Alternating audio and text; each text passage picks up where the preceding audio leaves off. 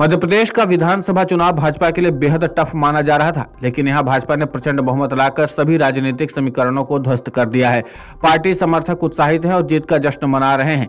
इस जीत का श्रेय अमित शाह की अचूक रणनीति को दिया जा रहा है। माना जा रहा है कि यदि शाह की अचूक रणनीति काम नहीं करती तो मध्य प्रदेश में कमल पर कमलनाथ हावी भी हो सकते थे। मध्य प्रदेश चुनाव का ऐलान होने से पहले ही ये माना जा रहा था कि राज्य में कांग्रेस के साथ मुकाबला करना भाजपा के लिए आसान नहीं होगा। 2018 में झटका खाई पार्टी ने इसके लिए चुनाव से कई माह पहले ही तैयारियां शुरू कर दी थी। पीएम मोदी भी लगातार प्रदेश का दौरा कर रहे थे, लेकिन सबसे खास जिम्मेदारी थी केंद्रीय गृह मंत्री अमित शाह के पास। इस जिम्मेदारी को शाह ने बखूबी निभाया और उस अचूक रणनीति के साथ चुनावी मैदान में उतरे, जिसके आगे कांग्रेस चारों खाने चित्त हो गई।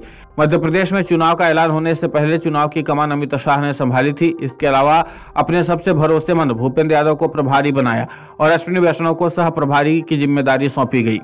चुनाव का ऐलान होने से पहले ही वो परख चुके थे कि आखिर प्रदेश में जीत के लिए सबसे ज्यादा जरूरी क्या है। चुनाव में बस इसे अंजाम तक पहुंचाने की बारी थी। इसके लिए शाह ने सबसे पहले एकजुटता का मंत्र दिया और इसे सफल बनाने के लिए प्रदेश में सीएम फेस की जगह पीएम मोदी के चेहरे पर ही चुनाव लड़ने का ऐलान कर दिया गया। इसका भाजपा को दोहरा फायदा मिला। पीएम मोदी के चेहरे पर पार्टी को खूब वोट मिले और वो वोट बैंक भी दूर नहीं गया जो शिवराज सिंह चौहान को सीएम फेस घोषित करने से पहले पार्टी से दूरी बना सकता था। इसके बाद उन सीटों पर फोकस किया गया जो भाजपा की जीत की गारंटी बन सकती थी।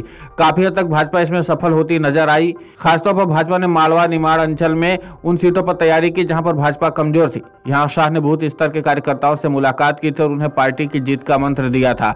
सिर्फ मालवा निमाड़ ही नहीं बल्कि ग्वालियर चंबल संभाग की 34 सीटों पर भी शाह ने पूरा फोकस रखा था। बेशक यह संभाग ज्योतिरादित्य सिंधिया के प्रभाव वाला क्षेत्र माना जाता है, लेकिन शाह यहां भी किसी तरह की ढील देने के मूड में नजर नहीं आए। लगातार यहां के पदाधिकारियों के संपर्क में रहे और नेताओं के साथ बैठकें करते रहे। पार्टी की ओर से भाजपा की सभी सीटों की 3 कैटेगरी निर्धारित की गई।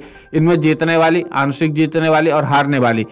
इसमें से उन सीटों पर विशेष काम किया गया जहां पिछली बार भाजपा कम मार्जिन से हारी थी। अमित शाह पदाधिकारियों के सीधे संपर्क में रहे। मध्य प्रदेश का कोई ऐसा संभाग नहीं था जहां अमित शाह ने बैठक न की हो। उन्होंने बूथ स्तर के कार्यकर्ताओं के साथ मीटिंग की और उन्हें जीत का मंत्र दिया। केंद्रीय गृह मंत्री अमित शाह का फोकस सिर्फ मध्य प्रदेश की जीत पर नहीं था, बल्कि वह पहले दिन से 2/3 से अधिक बहुमत हासिल करने की बात कह रहे थे। जुलाई महीने में ही जब इंदौर में बूथ स्तर के कार्यकर्ताओं का सम्मेलन आयोजित किया गया था, तब भी अमित शाह ने ऐलान कर दिया था कि मध्य प्रदेश में भाजपा 2/3 बहुमत के साथ फिर सरकार बनाएगी।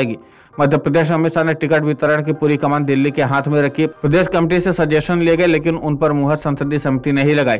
जो टिकट फाइनल हुआ उसे तमाम विरोध के बावजूद बदला नहीं गया। शाह की रणनीति आखिर कितना पुख्ता थी, इसकी बानगी अक्टूबर में ही देखने को मिल गई थी। तब अमित शाह ने साफ तौर पर कह दिया था कि नाराज फूफाओं को मनाने की जरूरत नहीं है। अगर ये मान रहे तो ठीक है, वरना अपने आप ही 10 नवंबर से पार्टी का प्रचार करते दिखेंगे।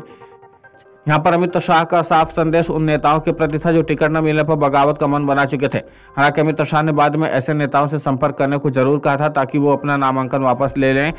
शाह ने यह भी कहा था कि अगर जरूरत पड़ती है तो वो खुद ऐसे नेताओं से बात करेंगे। शाह ने ऐसा किया भी। अमित शाह की रणनीति का प्रमुख हथियार डबल इंजन की सरकार और उसके विकास कार्य भी थे।